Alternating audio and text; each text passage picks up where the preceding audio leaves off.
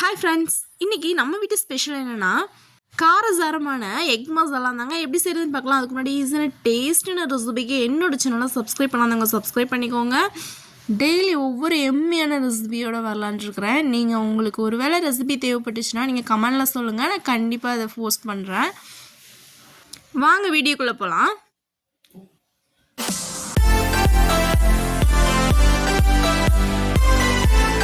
ஸ்டவ்வில் ஒரு கடாய் வச்சுக்கலாம். கடாய் சூடானதுக்கப்புறமா கோகோனட் ஆயில் சேர்த்துக்கலாம். ஒரு 3லேருந்து ஒரு 4 ஸ்பூன். நம்ம நார்மலி இந்த மசாலா ஐட்டம்ஸ்லாம் செய்யும்போது கொஞ்சம் ஆயில் அதிகமாக இருந்தால் டேஸ்டியாக இருக்கும். ஒருவேளை கம்மியாக தான் ஆயில் சேர்ப்பீங்க அப்படின்னா கம்மியாக கூட சேர்த்துக்கலாம், ஒன்றும் பிரச்சனை இல்லை. கடுகு கொஞ்சமாக சேர்த்துட்டு கருவேப்பிலையை சேர்த்துக்கலாம். ஃப்ரெஷ்ஷான கருவேப்பிலையாக இருந்தால் மஸ்ட்டு. ஒரு 5லேருந்து 6 பூண்டு பற்கள் எடுத்து கட் பண்ணி வச்சுருக்கேன். நிறைய இருக்கிற மாதிரி இருக்குது, பட் கட் பண்ணி வச்சுருக்கனால தான் நிறைய இருக்கிற மாதிரி இருக்குது. ஒரு 5லேருந்து 6வே போதுமானது. ஒரு பெரிய பல்லாரி எடுத்து பொடியாக கட் பண்ணி சேர்த்துருக்குறேன். ஃபுல்லாகவே நல்லா மிக்ஸ் பண்ணிக்கலாம். இது ப்ரௌன் கலரில் வர்ற அளவுக்கு நல்லாவே வறுத்து விட்டுக்கணும். ஒருவேளை ஒழுங்காக வதங்கலைன்னா இனிச்ச மாதிரி இருக்கும், ஒரு மாதிரி இனிப்பு தட்டின மாதிரி இருக்கும். கொஞ்சமாக கல்லுப்பு சேர்த்துக்கலாம். எந்த ஒரு ரெசிபியாக இருந்தாலும் எடுத்த உடனே கொஞ்சமாக கல்லுப்பு சேர்த்தா குழம்பு டேஸ்ட்டு அவ்வளோ அருமையாக இருக்கும். கண்டிப்பாக ட்ரை பண்ணி பாருங்கள்.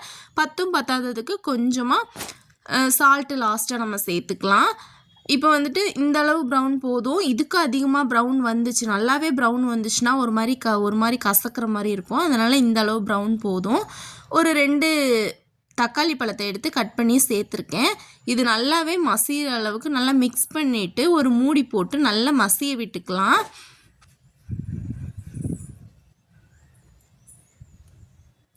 பாருங்கள், நல்லாவே வதங்கிருச்சு. இதை நல்லா இந்த குழிக்கரண்டி அந்த மாதிரி எதாவது யூஸ் பண்ணி நல்லாவே மசிச்சு விட்டுட்டு நம்ம மசாலா ஐட்டம்ஸ் எல்லாம் சேர்த்துக்கலாம். ஃபுல்லாகவே நல்லா மசிஞ்சிடணும்.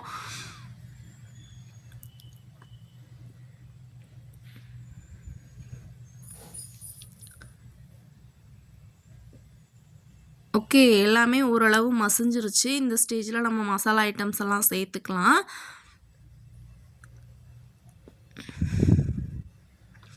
அடுப்பு சிம்மில் தான் இருக்கணும். சிம்மில் வச்சுட்டு தான் நம்ம மசாலா சேர்க்கணும். நம்ம ஹை ஃப்ளேமில் வச்சுட்டு மசாலா சேர்த்தோன்னா ஃபுல்லாகவே அடி பிடிச்சிரும். அதனால் மசாலா சேர்க்கும் போது சிம்மில் வச்சுட்டு ஓரளவு அந்த ஃப்ளேம்லாம் கம்மியானதுக்கப்புறம் தான் சேர்க்கணும். 1/2 ஸ்பூன் மஞ்சள் தூள், வத்தல் தூள் காரத்துக்கு ஏற்ற மாதிரி சேர்த்துக்கலாம். நான் ஒரு 3 ஸ்பூன் சேர்த்துருக்கேன். ஒரு 4 ஸ்பூன் மல்லிப்பொடி. இதெல்லாமே நான் வீட்டில் அரைச்ச மசாலா தான். மல்லிப்பொடி அதனால தான் கலர் டிஃப்ரெண்ட்டாக இருக்குது. ஒரு பிஞ்ச், ரொம்ப குட்டி சைஸ் புளி, ஒரு லெமன் எடுத்துக்கிட்டால், லெமன் கூட வேணாம், அந்த புளியிலேயே அந்த ஒரு பட்டை மட்டும் இருக்கு இல்லையா, அந்த பட்டை மட்டும் எடுத்து நல்லா கரைச்சி இதுலேயே மிக்ஸ் பண்ணிக்கலாம். ஒரு 1லேருந்து 1.5 டம்ளர் தண்ணி வச்சு ஃபுல்லாகவே ட்ரை ஆகி நல்லா வற்றுனதுக்கப்புறமா நம்ம முட்டையை சேர்த்துக்கலாம். இது நல்லாவே இந்த ஸ்டேஜில் மிக்ஸ் பண்ணி விட்டுட்டு தேவையான அளவு உப்பு வேணும்னா இந்த ஸ்டேஜில் சால்ட்டு சேர்த்துக்கலாம். ஃபஸ்ட்டு கல்லுப்பு சேர்த்துக்கணும். பத்தாததுக்கு சால்ட்டு சேர்த்துக்கணும். ஒரு 2 பிஞ்ச் காயப்பொடி சேர்த்துருக்கேன். நல்லா ஃபுல்லாகவே மிக்ஸ் பண்ணிவிட்டு உப்பு காரம் எல்லாமே சரியாக இருக்கான்னு பார்த்துட்டு ஒரு மூடி போட்டு விட்டுறலாம். நான் இது ஆல்ரெடி முட்டையை வேக வச்சு எடுத்து உரித்து வச்சுக்கிட்டேன். நான் இது வீடியோக்காக காமிக்கிறேன். இந்த ஸ்டேஜில் நம்ம முட்டையை வேக வச்ச முட்டையை உரித்து 2ஆக கட் பண்ணி எடுத்து வச்சுக்கலாம். ஒரு 10 நிமிஷத்துக்கு அப்புறம் நம்ம ஓப்பன் பண்ணி பார்த்தோன்னா குழம்பு நல்லாவே வற்றி இருக்கும். இந்த ஸ்டேஜில் ஃபுல்லாகவே நல்லா மிக்ஸ் பண்ணிவிட்டு முட்டையை கவுத்து போடலாம். 2ஆக கட் பண்ணியிருக்கிற முட்டையை கவுத்து போட்டால் மசாலாலாம் பிடிச்சி நல்ல டேஸ்டியாக எம்மியாக இருக்கும். காரசாரமாக ஃபுல்லாகவே அந்த 10 பீசஸையுமே குப்புற போட்டுட்டு அதையுமே மூடி போட்டு ஒரு 2 செகண்ட் விட்டுட்டு திரும்ப மல்லியில தூவிட்டு திருப்பி போட்டுக்கலாம்.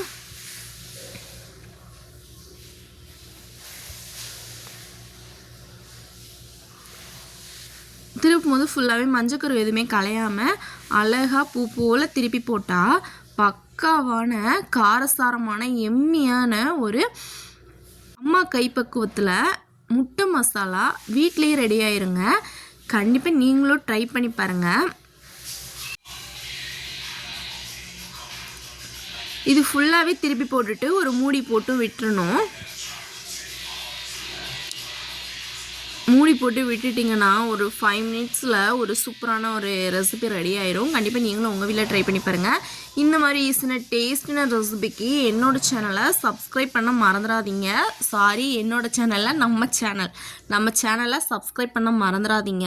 என்னோடய வீடியோஸ்லாம் உங்களுக்கு பிடிச்சிருந்துச்சுன்னா நான் எண்டு ஸ்க்ரீனில் ரெசிபிஸ் ஆட் பண்ணுறேன். கண்டிப்பாக போய் விசிட் பண்ணி என்னோடய சேனலுக்கு உங்களுடைய தொடர்ந்து ஒரு ஆதரவை கொடுத்து என்ன மோட்டிவேஷன் பண்ணி சப்போர்ட் பண்ணுங்கள். உங்களுக்கு ஏதாவது ரெசிபிஸ் தேவைப்படுது அப்படின்னா நீங்கள் கமெண்ட் பாக்ஸில் சொல்லுங்கள். கண்டிப்பாக நான் ட்ரை பண்ணுறேன்.